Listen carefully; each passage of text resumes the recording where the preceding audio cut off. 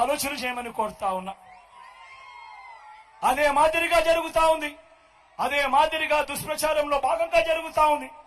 Land titling act విషయంలో కూడా ఇదే మాదిరిగా జరుగుతా ఉంది. ప్రతి ఒక్కరికి మెసేజ్లు పంపిస్తా ఉన్నాడు. ప్రతి ఒక్కరికి కూడా ఫోన్లు చేసి చెప్తా ఉన్నారు, మీ భూములు జగన్ కాజేస్తాడు అని.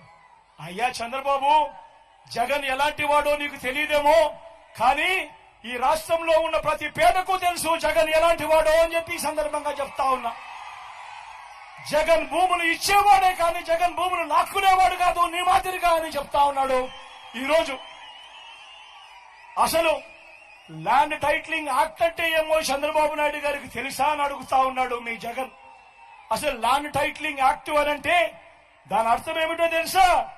అసలు ల్యాండ్ టైటిలింగ్ యాక్ట్ అనంటే దాని అర్థము మీ భూముల మీద మీకు సర్వ హక్కులు కల్పించడమే ల్యాండ్ టైటిలింగ్ యాక్ట్ కు సంబంధించిన ముఖ్య ఉద్దేశం. మీ భూములు 100 సంవత్సరాల కిందట సర్వే జరిగింది. బ్రిటిషర్లు ఉన్నప్పుడు సర్వే జరిగింది.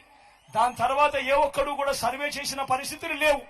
ఎక్కడా కూడా 15,000 గ్రామ సచివాలయాలలో 15,000 సర్వేలను పెట్టించి ఏ ఒక్కరు కూడా ఎప్పుడు సర్వే చేసిన పరిస్థితులే లేవు.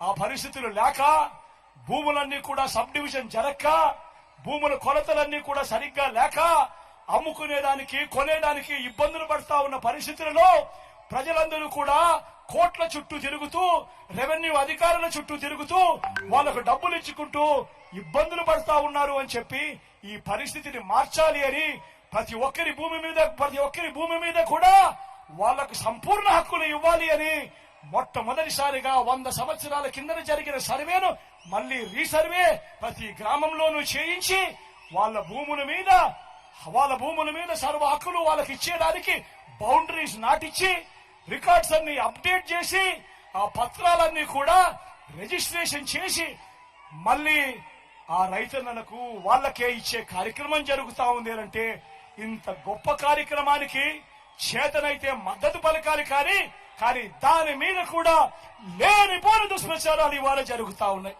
ప్రతి ఒక్కరిని కూడా ఆలోచన చేయమని కోరుతా ఉన్నా. అదే మాదిరిగా నిన్ననే ఈ పెద్ద మంచి చంద్రబాబు నాయుడు గారు